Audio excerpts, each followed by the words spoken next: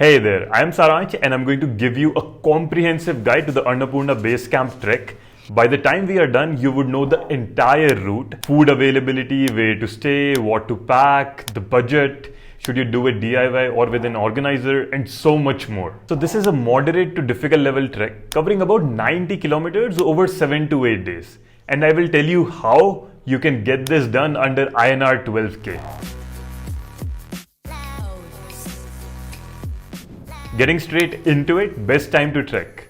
Spring and autumn see the maximum number of trekkers. While snow makes it difficult to trek in winters, the rain makes it difficult to trek in monsoons. To be specific, during spring, March, April are the best months to trek, when snow patches are relatively easier to walk on. The temperature varies between 20 to 25 degrees Celsius during the day and 5 to 10 degrees Celsius at night.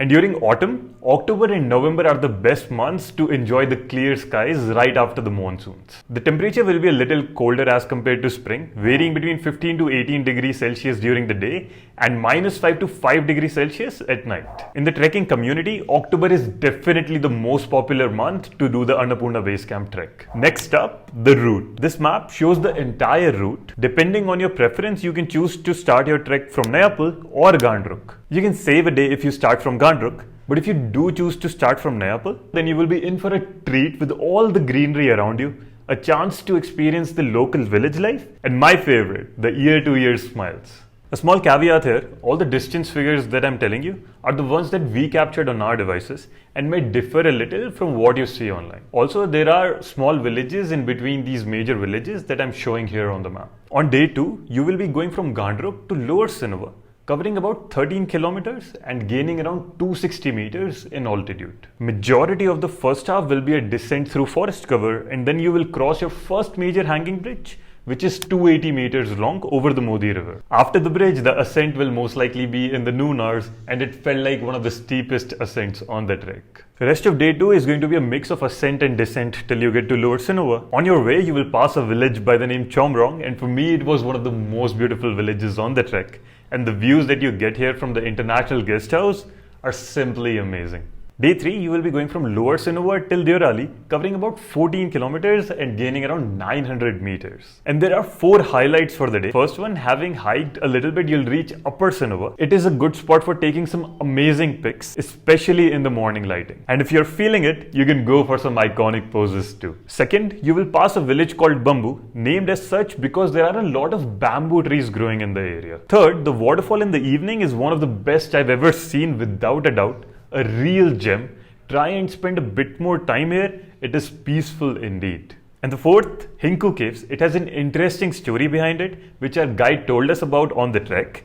You can find it in my vlog, which I've linked at the end. Day 4, you go from Deurali till Machapuchire Base Camp, covering about 4.5 kilometers and gaining around 500 meters. If everyone is feeling alright, you can push for the Annapurna Base Camp the same day. You will be covering about 3.5 kilometers and gaining another 500 meters, putting your total altitude gain at a whopping 1000 meters for a day. Between Deurali and MBC, we crossed so many river crossings, and they were ferocious to say the least. I actually found that quite adventurous. On the top, at ABC, you will be met with majestic snow-capped peaks, teleporting you to a different world altogether. And obviously, the iconic ABC board greeting you. After covering 47 kilometers and gaining around 3000 meters, you will have finally scaled the Annapurna Base Camp. Day 5, your goal is to reach Bambu. If you start from ABC, you will be covering around 17 kilometers going back down the same route. Day 6, you go from Bambu to Jhinu, covering about 10 kilometers.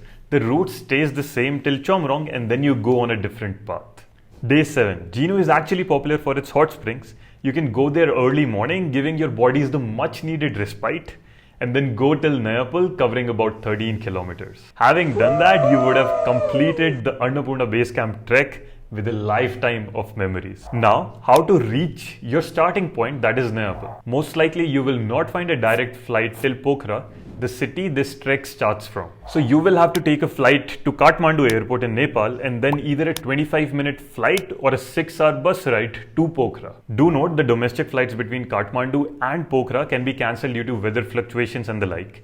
So keep enough time as a buffer just in case you have to take the bus instead. You can take a tourist bus, a local bus, a shared cab, or a flight between Kathmandu to Pokhara. If you're flying from Delhi, the round fare could be anywhere between 15k to 30k depending on when you book your flights. If you need something on the budget side, then you can get to Delhi, take an overnight train to Gorakhpur and then a 12-hour cab ride to Pokhara. For estimate, an Innova will cost you 17k. This could actually become a lot cheaper if you are traveling in a group. You will be crossing into Nepal through the Sonali border. Goes without saying, if you're going by air or road, that you need to carry an ID. If you are an Indian national, then the passport or the voter ID will work and no visa is required. For other nationalities, feel free to refer to Embassy of Nepal's website. For visa details and costs, I've linked the website in the description. Now, once you are in Pokhara, stay the night and the next morning get to your starting point, that is Nayapul. You can either take a taxi for 2000 NPR or a bus for 300 NPR to get to Nayapul. And a pro tip, while booking your travel bag after the trek,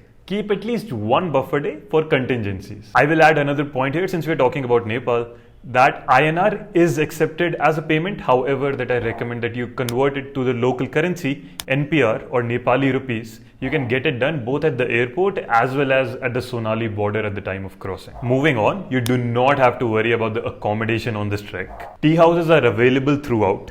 It is about 300 to 500 NPR for a room per night and a double sharing room around 100 to 300 NPR. You shouldn't expect anything fancy in any of the tea houses. A clean bed, hot water, charging point, hygienic washrooms, Wi-Fi. This is really the extent of facilities that you can find across the trek. And as you go higher up the trail, you will be charged for these services as well. As for when you're not on the trek, you can choose to stay in the lakeside area in Pokhara. The area has quite a feel-good vibe to it, and you will find a lot of accommodations to choose from as well. Next up, food. Pizzas, noodles, rice, momos, dal sabji, eggs, you name it, they have it. This trek is quite commercial that way. However, do note that the prices that you will pay for the food is a decent bit and they keep on increasing as you go higher up. To give you an idea, these are the costs for some of the items. These prices are fixed by the Nepal Tourism Board and you do not have to worry about being overcharged. Best value meal would be dal bhat. It is quite healthy and you get unlimited servings. As for when you're not on the trek, then the main street in the lakeside area in Pokhara is a must visit. The nightlife here is really good and there is no shortage of good restaurants as well. If so far you're finding this guide helpful, then do consider giving us a super thanks. It really enables us in creating more such guides absolutely free of cost. Appreciate the help. As for the difficulty level, if you were to go by what the trekking companies say, then this is a moderate to difficult level trek. And having done it myself, I sort of agree with them. So initially going through the villages, the terrain is quite good. However, as you go further up, the terrain starts to become a little challenging. And while descending, if you decide to go till Bambu at a stretch, it becomes quite an exertion physically. In general, the fact that this is relatively longer than the usual treks, covering about 90 kilometers, trekking about 5 to 6 hours a day for continuously 7 to 8 days, it does end up being a moderately difficult trek. Also, as you gain altitude, especially around the Machapuchre base camp onwards, people sometimes get down with AMS or acute mountain sickness.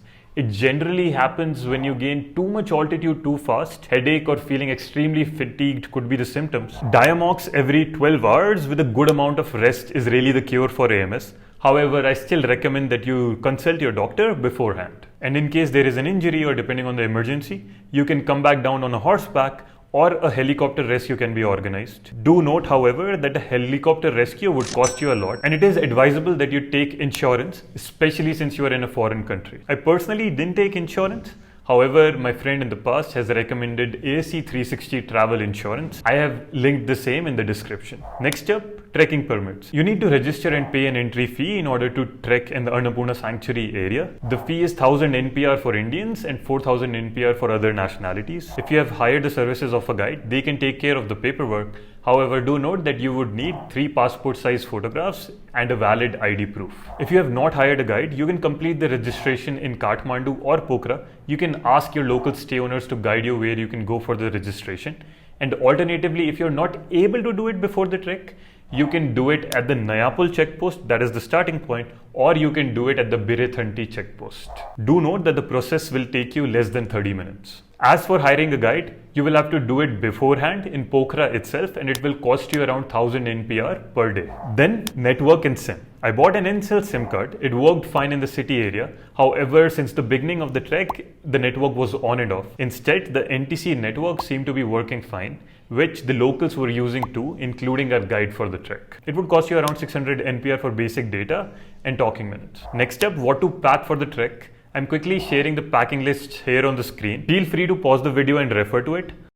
Next up, dilemma of DIY or trekking company. So both doing this trek DIY or doing it with a trekking company has its pros and cons. I think on a trek, you need a trekking company or an organizer for 5 reasons. Taking care of food, taking care of accommodation, offloading your luggage, sense of security, and good company. The fact that this trek is so commercial, food and accommodation are not a problem. Also, if you are doing this trek at your own pace and haven't overpacked, I don't think there is a need to offload your luggage either. Alternatively, you can hire the services of a porter, preferably beforehand in Pokhara itself, and it will cost you around 1000 NPR per day. The trails are well marked and are busy with trekkers up and down the trail, especially during spring and autumn. All the locals are more than happy to help you, and you can find solutions for all your concerns at the tea houses. Between all that, you should get a certain sense of security. As for good company, if you're already traveling in a group, then you're obviously sorted. Otherwise, I do agree, a trekking organization can provide good company and make it fun. But if I'm being honest, given how friendly people are,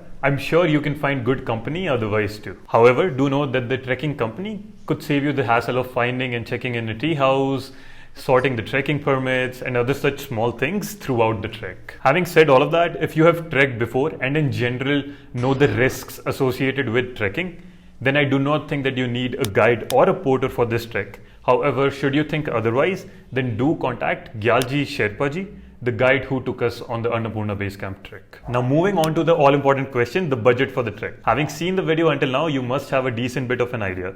Nonetheless, I'm trying to keep this budget economical, and as such, this is a rough estimate at best. Feel free to pause the video and refer to it. If you include the cost of a guide and a porter for 7 days, then the cost would be around 33,400 NPR or 21,000 INR.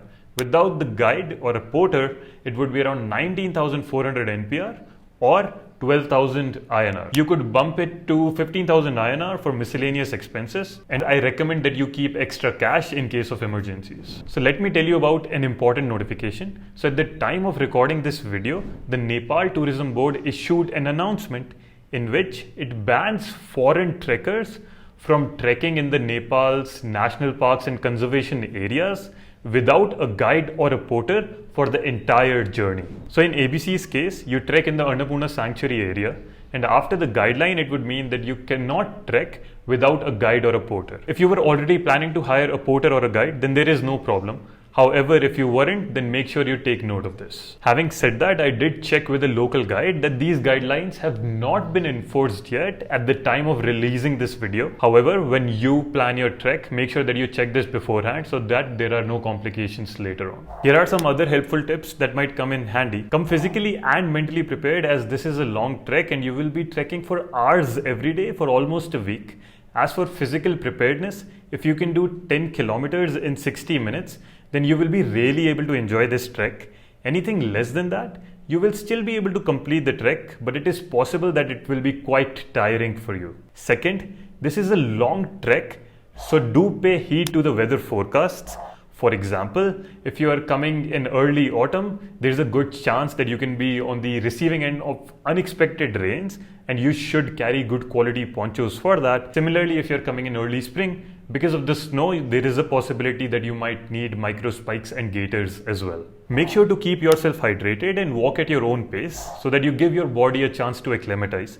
This will be helpful in avoiding AMS or acute mountain sickness. A good practice here will be to keep 1.5 liters of water and keep refilling it throughout the day. Fourth, if you are someone with past injuries or aches, then do put on some support wear, especially when you are coming down. And the fifth point, make sure you are traveling responsibly, not disturbing the local life, being sensitive to the local culture, and not littering anywhere. And now the last section, my personal ratings. Ease of reaching, 3 stars, especially because there are no direct flights till Pokhara. Trek difficulty, 4 stars, simply because you need a good level of endurance to be able to trek for that many hours for that many days. Value for your money, If you're doing it DIY, then it is definitely 5 stars, given how cheap it is compared to Everest Base Camp and the like, and you get to see an 8,000 meter peak. Views on the trek. This is my third Himalayan trek, and the section between MBC and ABC is really why I give this 4 stars. Overall trek rating, 4 stars. I already loved trekking, and yet the satisfaction at the summit was unreal. If it was a little more accessible, I would have definitely given it 5 stars. And with that, I have equipped you with all the information that you need for your Annapurna Base Camp expedition. If you want to see adventures from my ABC trek, then do watch this video. And if you've made it till here, then do drop a like and a comment on this video. See you in the next video. Bye-bye.